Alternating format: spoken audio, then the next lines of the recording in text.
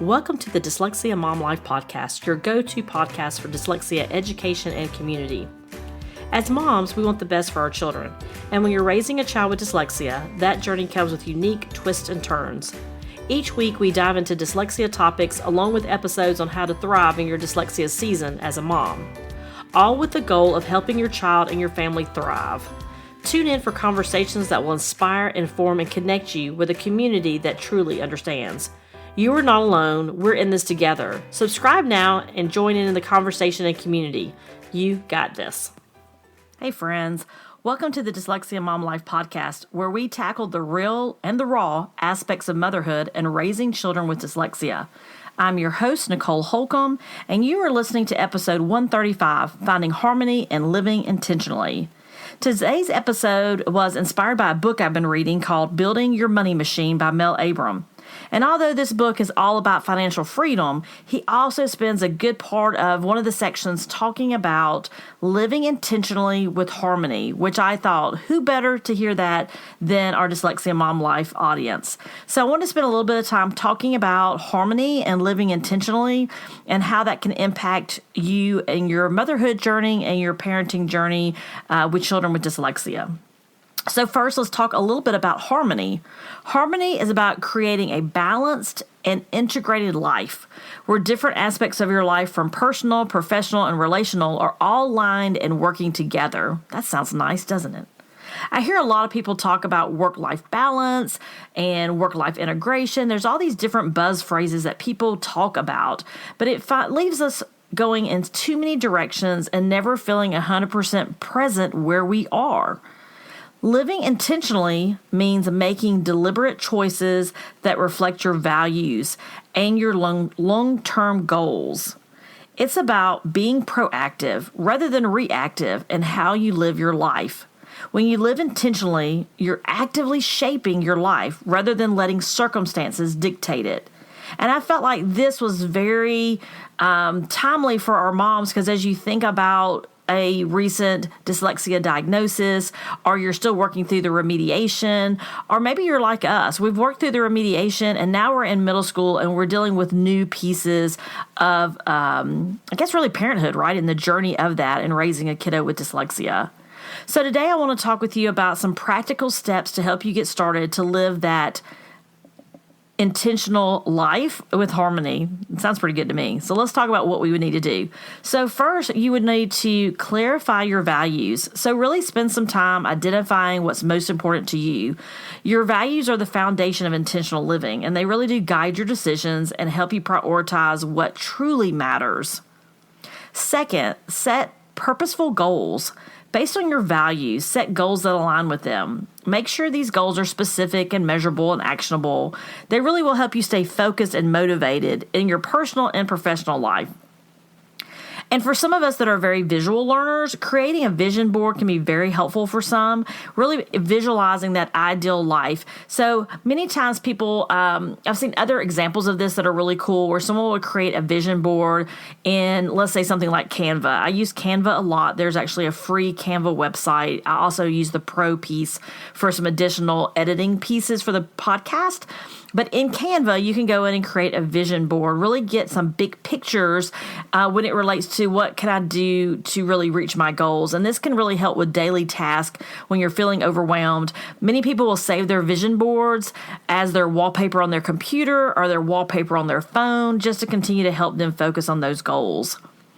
The fourth practical tip is to develop a routine. So when we establish these daily and weekly routines that support our goals and values, we get closer and closer to actually living intentionally.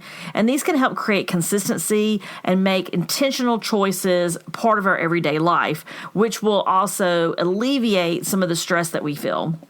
And then practical tip number 5, practicing mindfulness. So incorporating some type of mindfulness practice into your day. For some, that might be a meditation. For others, it might just be taking some deep breaths when they first wake up.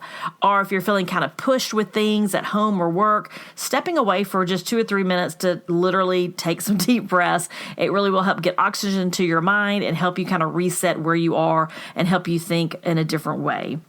It helps you also stay present and conscious when you're making decisions rather than reacting impulsively. And many times when we think about our parenting journey, sometimes we are acting from a different space as it relates to how we react to things instead of taking some deep breaths and really taking a step back to look at a situation.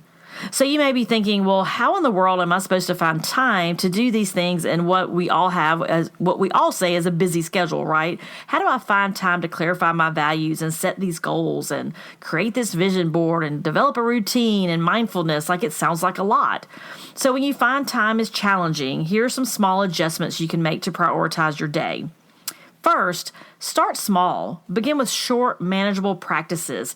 Even if it's 5 minutes of reflection each day, it can be very effective over the long term. So if you're doing that daily, whether it's first thing in the morning, maybe when you're pulling up at that carpool line, you're taking just a few minutes to really have some reflection, some time just to yourself.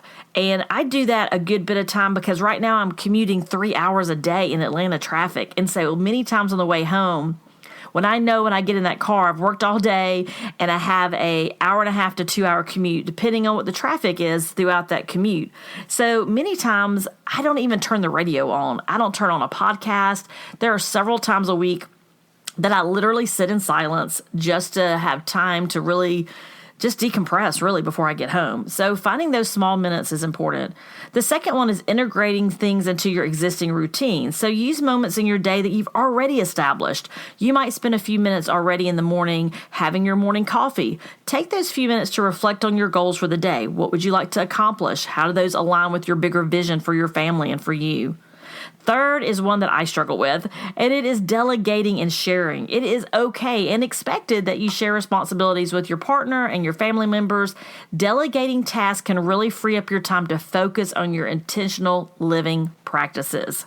And I will say this is hard for me personally to actually ask people to step in and help when they don't mind.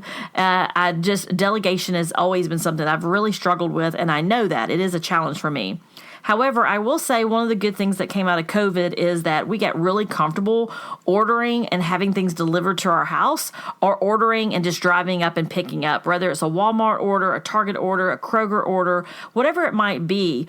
I have lots of friends that still use Instacart, whatever it might be, whether it's Uber Eats, so it brings you dinner at night, whether it's you're delegating that task to be able to literally just pull through before or after car line to pick up your groceries. It really does not spend you. It really does save you a lot of time from having to go through those pieces. So if delegating those pieces that you think about, like how am I spending my time? What do I dread doing? If you enjoy going to the grocery store, then fine. But if you find it more of a chore, delegate that. Setting boundaries is the fourth one, another one I struggle with. Setting boundaries. So you're establishing boundaries to protect your time. It is okay to say no. I once read that every time you say yes to something, you really are saying no to something else. So if your yeses don't align with your priorities, it is okay to say no. And you may have to think about, how do I go about practicing those boundaries? How do I go about saying no to my best friend or my parent or my spouse or my daughter? It is okay to say, let me go look and see kind of what we have planned for the next few days. I can't work that in right now, but, I appreciate you thinking of me, right? So you have to think about ways to set boundaries, because I never really thought about it before when I say yes to help a friend, or I say yes to go to a lunch invitation, things like that. I'm saying no to other things, and those might be spending a Saturday with my family, right? And so you have to decide, maybe it is once a month you do that, and that is a priority to stay aligned with your friends.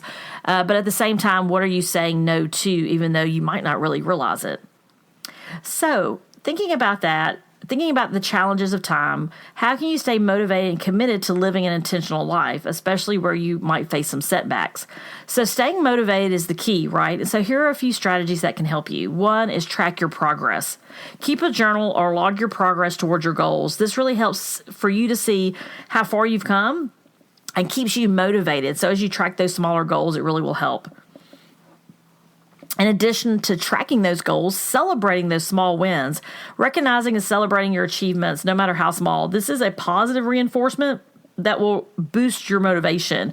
So as you continue to have these wins, just like your children would, it continues to help keep you motivated towards your end goal. One thing that's really important, number 3, is to stay connected to your why. Remind yourself the reasons behind your goals and values. This can help you stay focused and resilient when challenges arise. So when you think about your why for doing something, whether it's financial freedom, whether it's for your child to be in a particular school setting, whether it's to find time on the weekends to spend time with your family, what is your reason? What is your values? Maybe your values and your goals align with you being home and being there to support your family. Whatever your why is, focusing on that can really help you get through the hard days. And then 4th, adjust and adapt. You have to be flexible. You have to be willing to adjust your plans as needed. Setbacks are going to be a part of your journey, and adapting your approach can help you stay on track. So when you think about how to stay motivated, it is okay to pivot. And as you go through your Dyslexia Mom Life journey, you are going to find many pivots as you figure things out along the way. But remember that living intentionally is really a continuous process. It's not a destination. It's about making daily choices that align with your values and your goals, and be patient with yourself. Embrace the journey. It's those small, consistent actions that build a life of harmony and purpose over time. I would like to share with you, if you're new to the journey of your child learning to read and remediating dyslexia and figuring out all things dyslexia, you might want to go back and listen to episode 130, Understanding Your Child's Dyslexia Workshop. I'll link that in the podcast description, but it'll be very helpful to walk you through what do I need to know about this dyslexia journey for our family. You can also go to dyslexiamomlife.com. I'll also provide a link to that in the description of the podcast episode, where you can find more resources and sign up for our weekly newsletters that also provide resources and tips for you as well. Thank you so much for joining me on this episode. If you found this episode helpful, please share, leave a review, and share with moms who you find are also feeling like they need that intentional living, and they have talked to you or maybe shared with you that they're feeling lost and don't know which direction they want to go. So I want you to remember you are not alone, and you got this. Have a terrific week.